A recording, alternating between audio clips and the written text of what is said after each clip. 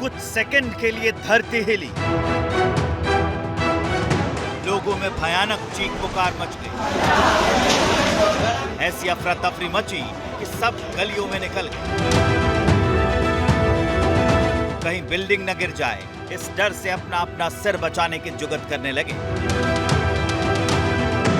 भूकंप के तेज झटके की गवाही देती ये तस्वीरें डरा रही हैं। भले ही वो चंद सेकंड के लिए था, लेकिन जिन्होंने भी धरती के उस कंपन को महसूस किया, वो जानते हैं कि वो लम्हे कितने खौफनाक थे।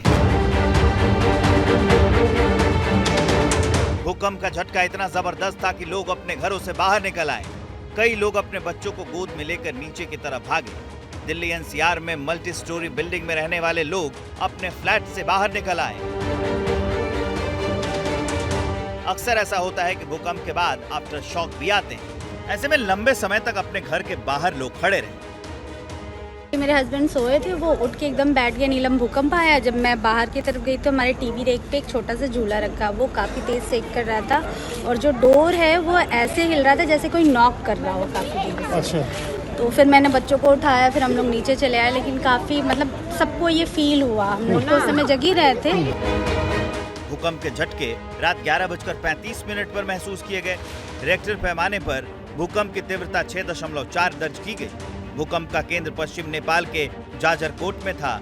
इससे पहले 22 अक्टूबर को भूकंप के झटके महसूस किए गए थे। उनकी तीव्रता 6.1 थी। भूकंप के लगातार आ रहे झटकों के बाद नेपाल से डरा देने वाली तस्वीरें सामने आई। भूकंप की वजह से लोगों के घरों में दरारें आ गई। कई जगह नुकसान की भी खबर है। भूकंप के झटके दिल्ली, उत्तर प्रदेश, मध्य प्रदेश, बिहार समेत कई राज्यों में महसूस किए गए। जब भूकंप आया उस समय तक अधिक लोग सो चुके थे। ऐसे में अचानक भूकंप के झटकों से लोगों की नींद खुल गई। लोग घबराकर अपने घरों से बाहर आ गए। वाटर बोतल लेने लगी, फैन हिलने लगा। मैंने कहा ये हो क्या रहा है। फिर मैं बाहर आई, मैंने कहा लगता भूकंप आ रहा है। फिर बाहर आई तो इन लोगों की आवाजें आ रही थी। फिर मैं भी नीचे उतर के आ गई। मैंने ऊपर देखा तो पंखा भी हिल रहा है, तो डर तो लगने ही लगा था ऐसे। तो फिर हम नीचे आ गए। मैं बेड पे लेटी हुई थी, एकदम बेड ऐसे ऐसे तेज से हिलने लगा। मैंने सिस्टर बराबर में सो रही थी, उसका मैंने पैर हिलाया जोर जोर से कि बहन वो भूकंप आ रहा है लगता है। भले ही इस भूकंप से भारत में कोई नुकसान न हुआ हो, लेकिन धरती का ये कंपन पूरे उत्तर भारत और खास तौर से दिल्ली एनसीआर के लिए खतरे की घंटी बजा गया है, क्योंकि हिमालय क्षेत्र में 6 तीव्रता से ऊपर के किसी भी भूकंप से सबसे ज्यादा तबाही इसी दिल्ली एनसीआर में हो सकती है। और इसकी वजह है इस क्षेत्र में बसी घनी आबादी। दिल्ली, यूपी, हरियाणा और राजस्थान के 25 जिले एनसीआर में शामिल हैं और इन 25 जिलों में रहने वाली कुल आबादी है 6 करोड़ 13 लाख। भूकंप के लिहाज से दिल्ली सिस्मिक जोन 4 यानी बेहद संवेदनशील जोन में आता है।